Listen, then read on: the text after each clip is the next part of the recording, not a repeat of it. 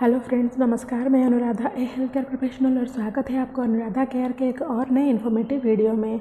बहुत सारे महिलाएं कंसीव करना चाह रहे हैं, वो भी जल्द से जल्द प्रेग्नेंट होना चाह रहे हैं, लेकिन प्रेगनेंसी नहीं हो रही है या फिर वो कंसीव नहीं कर पा रहे हैं।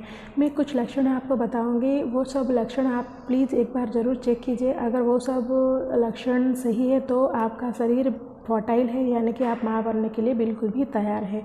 तो जो छोटे छोटे लक्षण है उसको एक बार ज़रूर चेक कीजिए। अगर उसमें कुछ भी गलती लग रही है या फिर कुछ भी आपको लग रहा है कि ये ऐसा नहीं हो रहा है आपके साथ, तो आप ज़रूर एक बार अपने गायनेकोलॉजिस्ट से मिलिए। तो पहला जो लक्षण है वो है आपका पीरियड्स। अगर आपका पीरियड लेंथ 28 डेज से 35 डेज़ का है तो ये बिल्कुल भी नॉर्मल है। पीरियड लेंथ मतलब क्या? आपका जो पीरियड का स्टार्टिंग वाला दिन से लेकर काउंट कीजिए, आपका जो अगला वाला पीरियड है उसका स्टार्टिंग वाला दिन, अगर उसके बीच में 28 दिन या फिर 35 दिन का गैप है तो ये बिल्कुल भी सही है। अगर आपका पीरियड लेंथ 28 डेज से कम है या फिर 35 डेज से ज़्यादा है तो ये बिल्कुल भी गलत है। तो ये बिल्कुल भी सही नहीं है। इसमें आपको आपका पीरियड लेंथ या फिर पीरियड साइकिल को ठीक करना चाहिए। दूसरा बात है कि आपका जो पीरियड का ब्लीडिंग है वो कितने दिनों तक हो रहा है। अगर आपका पीरियड का ब्लीडिंग 3 से लेकर 5 दिन तक हो रहा है और नॉर्मल ब्लीडिंग हो रहा है तो भी ये बिल्कुल भी सही है और आपका जो शरीर है वो बिल्कुल भी फर्टाइल है, यानी कि माँ बनने के लिए तैयार है। तीसरा जो लक्षण है वो है जो पीरियड्स के बीचों बीच वाला दिन, यानी कि ओवुलेशन के टाइम पर अगर आपका जो सर्वाइकल म्यूकस, यानी कि जो वाजाना का जो म्यूकस है या फिर जो सिक्रेशन हो रहा है या फिर डिस्चार्ज हो रहा है वो चिपचिपा या फिर पानी की तरह हो रहा है या फिर नहीं। अगर आप उसको 2 उंगलियों में लेंगे वो बिल्कुल भी स्ट्रेचेबल होना चाहिए। ये एक संकेत होता है, महत्वपूर्ण संकेत होता है आपका ओवुलेशन होने का। तो ये हो रहा है या फिर नहीं, आपका डिस्चार्ज महीने में बिल्कुल चेंज हो रहा है या नहीं। अगर पूरा महीना आपका जो वाजाना है वो बिल्कुल ड्राई रहता है तो आपका जो शरीर है वो माँ बनने के लिए तैयार नहीं है या फिर उसमें कुछ डिफेक्ट है। चौथा जो लक्षण है वो है आपका जो बेसल बॉडी टेम्परेचर।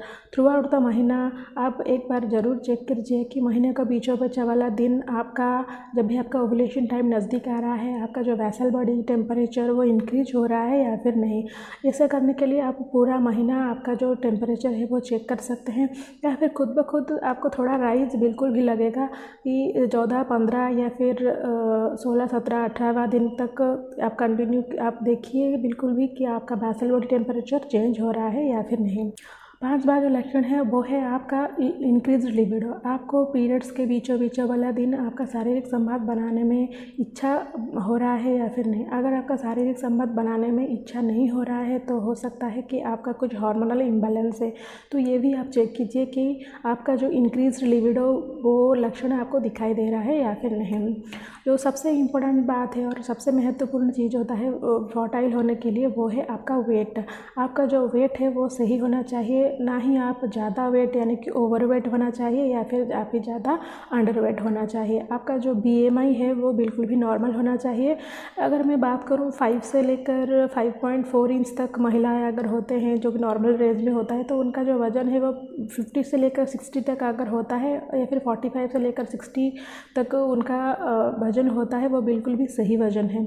अगर ये सब लक्षण आपको दिख रहे हैं और आपका वज़न भी सही है तो आपका जो शरीर है वो बिल्कुल भी फर्टाइल है और आप माँ बनने के लिए बिल्कुल भी तैयार है।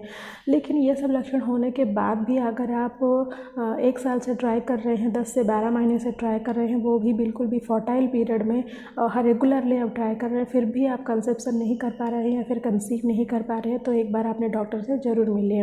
अगर आपका उम्र 35 से ज़्यादा है और आप लास्ट 6 मंथ से ट्राई कर रहे हैं और कंसीव नहीं कर पा रहे हैं, ट्राई करने का मतलब ये नहीं है कि सिर्फ 1 महीना ट्राई किया या फिर महीने का कुछ ही दिन ट्राई किया। पूरा 6 मंथ या फिर पूरा 12 मंथ आप अपने फर्टाइल पीरियड में ही अगर कंटिन्यूसली ट्राई कर रहे हैं फिर भी कंसीव नहीं कर पा रहे हैं, तो इसका मतलब है आपको एक बार अपने डॉक्टर से ज़रूर मिलना चाहिए और आपका कुछ भी इनफर्टिलिटी इशू हो सकता है, तो एक बार आप ज़रूर चेक करें। सो मैं उम्मीद करती हूँ कि आज का ये वीडियो आपको ज़रूर मदद करेगा आपको अपना फर्टिलिटी चेक करने के लिए। मैं और एक नया इन्फॉर्मेटिव वीडियो के साथ फिर मिलती हूँ। तब तक के लिए stay healthy and stay happy.